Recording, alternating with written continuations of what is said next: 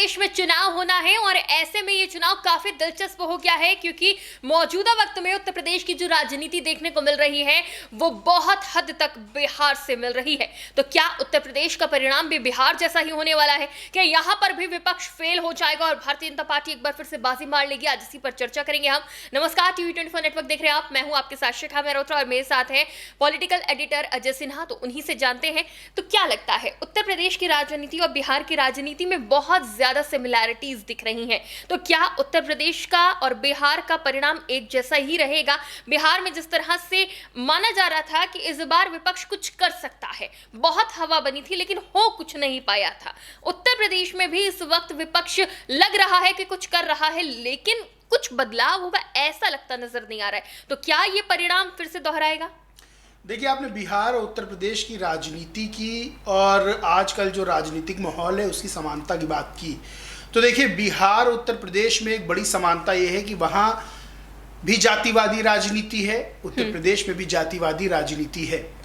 वहाँ भी एक ऐसा राजनीतिक दल है आरजेडी जो एक मजबूत परिवार जिसको होल्ड करता है।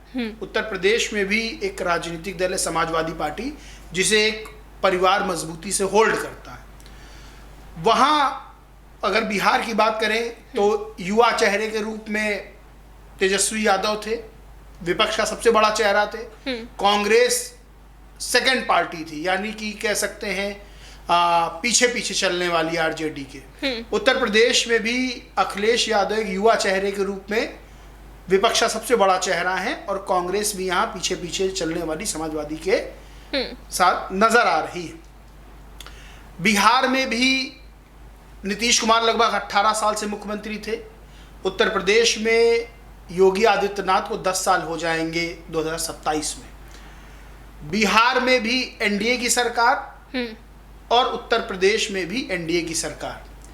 ये कई समानताएं बिहार और उत्तर प्रदेश की राजनीति में और राजनीतिक परिप्रेक्ष्य में हैं। अब आपने कहा कि बिहार में लग रहा था कि विपक्ष जीत सकता है क्योंकि एक हवा तो नजर आ ही रही थी, उसमें तो कोई डाउट नहीं है।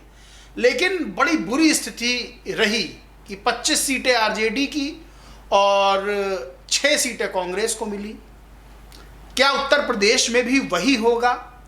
तो देखिए, उत्तर प्रदेश में अगर बिहार से हम तुलना करें तो एक अंतर नजर आता है। अंतर यह नजर आता है अखिलेश यादव तेजस्वी यादव के बीच में। तेजस्वी यादव को उतना अनुभव नहीं है राजनीति का जितना अनुभव अखिलेश यादव को है, क्योंकि अखिलेश यादव ने 5 साल पूरे किए हैं मुख्यमंत्री के रूप में। तेजस्वी यादव ने कभी मुख्यमंत्री के रूप में तो वो सामने आए नहीं, डिप्टी सीएम के तौर पर उन्होंने काम किया लेकिन वो बहुत लंबा कार्यकाल नहीं रहा है।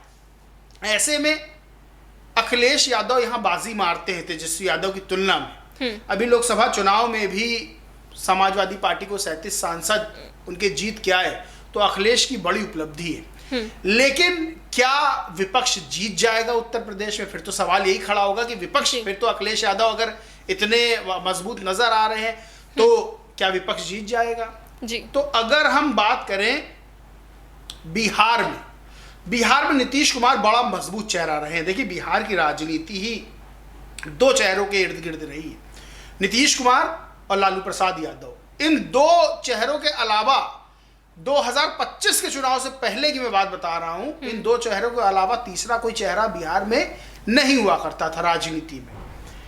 नीतीश कुमार बड़ा मजबूत चेहरा रहे हैं। लेकिन अगर उत्तर प्रदेश में योगी आदित्यनाथ की बात करें तो जो आज की पॉलिटिक्स है, हार्ड लाइनर पॉलिटिक्स, उसमें योगी का सानी कोई नहीं है। यानी कि योगी आदित्यनाथ के बराबर का चेहरे वाला कोई नहीं है। लोग पसंद कर रहे हैं योगी आदित्यनाथ को, तभी 22 में वो जीते। और 27 में जिस तरह से योगी की एक छवि बनी हुई है कि लोग बीजेपी की तुलना में योगी आदित्यनाथ को ज्यादा पसंद कर रहे हैं, सोचिए। तो ये चीज बताती है कि योगी को हराना इतना आसान नहीं है जी। अब बिहार और उत्तर प्रदेश में चूंकि जनसंख्या का भी बहुत बड़ा फर्क है, क्योंकि उत्तर प्रदेश सबसे बड़ा राज्य है, बिल्कुल, वहां 243 सीटें हैं लगभग दुगनी यहाँ है, दुगने से थोड़ा कम मान लीजिए। उत्तर प्रदेश के अंदर दो बड़े वोट बैंक जो कि बिहार में भी काम कर रहे थे विपक्ष के लिए, उनके समर्थन में नजर आ रहे थे। यादव वोट बैंक 14% के आसपास और लगभग 18% के आसपास मुस्लिम वोट बैंक जी। वैसे ही दो वोट बैंक उत्तर प्रदेश में भी हैं। यहां भी यादव 8 से 9% माना जाता है और मुस्लिम वोट बैंक भी 16 से 17% का यहां है। लेकिन बिहार में हार का सामना क्यों करना पड़ा? बिहार में विपक्ष जिस तरह से सोच रहा था कि हम चुनाव लड़ लेंगे, वो विपक्ष ना नैरेटिव सेट कर पाया, ना वो जमीन तैयार कर पाया। और उत्तर प्रदेश में अगर विपक्ष देखे तो उत्तर प्रदेश में ये दो वोट बैंक हैं जिनके भरोसे समाजवादी पार्टी, वो भले ही अखिलेश यादव पीडीए की बात करें, पिछड़ा दलित अल्पसंख्यक, यहां एक बहुत बड़ा फैक्टर है मायावती।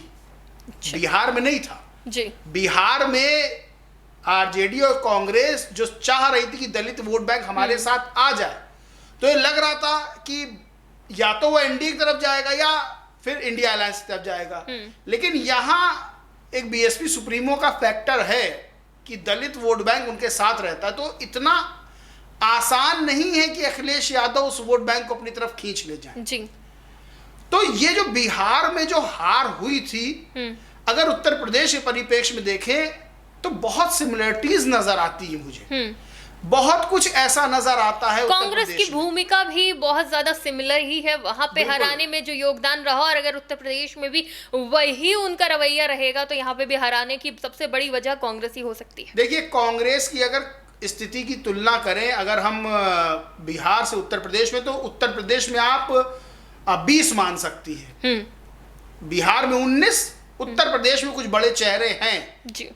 अब इलेक्शन से पहले वो चेहरे रहे, ऐसा ना हो कि नसीमुद्दीन की तरह जो है कांग्रेस छोड़ के सब हम चले जाएं। इस समय तो सबसे ज्यादा डेंट कांग्रेस को समाजवादी पार्टी पहुंचा रही है जी। इस कांग्रेस के नेता उन्हीं की सहयोगी पार्टी समाजवादी पार्टी में ही शामिल हो जा रहे हैं। तो सबसे बड़ी चीज यही है कि जो पीडीए का नारा अखिलेश यहां दे रहे हैं, लगभग बिना नारा दिए वहां तेजस्वी और राहुल ने वो चुनाव लड़ा, वही पीडीए के फॉर्मूले पर। अखिलेश तो गए थे वहां, पीडीए का नारा दिया, कुछ नहीं काम किया है जी। यहां पीडीए का नारा क्या काम करेगा? तो मैंने बताया कि पिछड़े में सिर्फ यादव नहीं आते हैं, बाकी जातियां हैं, वो बड़े वोट बैंक हैं, बीजेपी के साथ भी रहते हैं वो, और बड़ी संख्या में बीजेपी के साथ जाते हैं। दलितों में बिहार में तो बीएसपी सुप्रीमो जैसा फैक्टर नहीं था, यहाँ तो ऑलरेडी है, जो लोकसभा में भी 9.5% वोट बैंक होल्ड करे रही है, और 22%, 23% के लगभग दलित वोट बैंक है। और दलित वोट बैंक में भी कुछ जातियां ऐसी हैं जो बीजेपी के साथ रहती हैं। तो पीडीए का नारा उत्तर प्रदेश में इतना काम करेगा अखिलेश का, तो इतना आसान नजर नहीं आता है, क्योंकि बिहार में वो चीज नहीं काम की है, और उत्तर प्रदेश में स्थितियां बिहार से भी ज्यादा मुश्किल है। यानी 27 का सेमीफाइनल हम बिहार चुनाव को मान सकते हैं, और उसके आधार पर जो है 27 का अनुमान लगा सकते हैं कि क्या रिजल्ट हो सकते हैं। एक बिहार का चुनाव एक लेसन मान सकते हैं कि उस लेसन को कौन कितना पढ़ रहा है, कौन उसको पढ़ के समझ रहा है। बिहार के चुनाव को जिसने समझा, जिस भी राजनीतिक दल ने, वो उत्तर प्रदेश में एक बहुत बड़ी सीख लेके चुनाव लड़ेगा, क्योंकि वहां फाइट थी एनडीए और इंडिया अलायंस के बीच में कोई नहीं था, एआईएमआईएम थी, लेकिन वो उतना बड़ा फैक्टर वहां पे नहीं थी।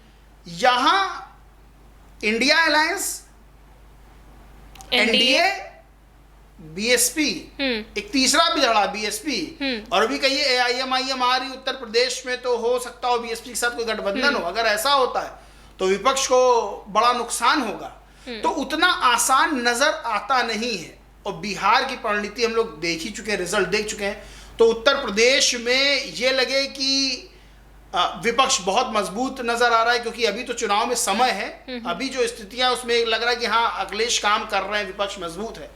लेकिन बिहार में इससे भी ज्यादा विपक्ष मजबूत नजर आ रहा था ठीक चुनाव से पहले। बिल्कुल, यानी कि कई फैक्टर हैं। एक तो राहुल गांधी समाजवादी पार्टी के साथ जाते हैं तो भी नुकसान हो सकता है। यहाँ पे त्रिकोणीय मुकाबला है, बसपा सुप्रीमो मायावती हैं और साथ ही साथ ओवैसी भी हैं, और ओवैसी ने बिहार चुनाव में भी विपक्ष को नुकसान पहुंचाया था। तो कई सारे फैक्टर हैं, और बिहार के चुनाव को देखते हुए ये सीख विपक्ष ले सकता है कहां गलती हुई है, किस दल को हमें साधना है, किस रणनीति के साथ हमें आगे बढ़ना है। बहुत बहुत शुक्रिया। तो देखिए, यहाँ पर एक सबसे महत्वपूर्ण चीज ये है कि उत्तर प्रदेश का जो चुनाव है वो काफी महत्वपूर्ण चुनाव है सभी राजनीतिक दलों के लिए।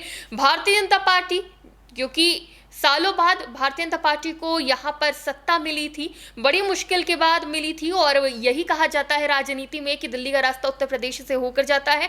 तो भारतीय जनता पार्टी जैसी बड़ी पार्टी यूपी को तो गंवाना नहीं चाहेगी, और अखिलेश यादव भी सत्ता में आना चाहते हैं। लेकिन बिहार का जो परिणाम रहा है, जो गलती रही है, उसको सुधारना बेहद जरूरी है। और यहाँ पर कांग्रेस की क्या भूमिका रहती है और बसपा सुप्रीमो ओवैसी जैसे राजनीतिक दलों की क्या भूमिका रहती है, उनकी क्या रणनीति रहती है, ये देखना भी दिलचस्प होगा। अब ये देखना बहुत जरूरी है कि बिहार के चुनाव से क्या सीखा है राजनीतिक दलों ने, और इसको पलटने के लिए वो क्या चाल चलते हैं। फिलहाल इस पूरे मामले में आपकी क्या राय है, मैं कमेंट करके जरूर बताइएगा। फिलहाल के लिए इतना ही। देखते रहिए TV24 नेटवर्क।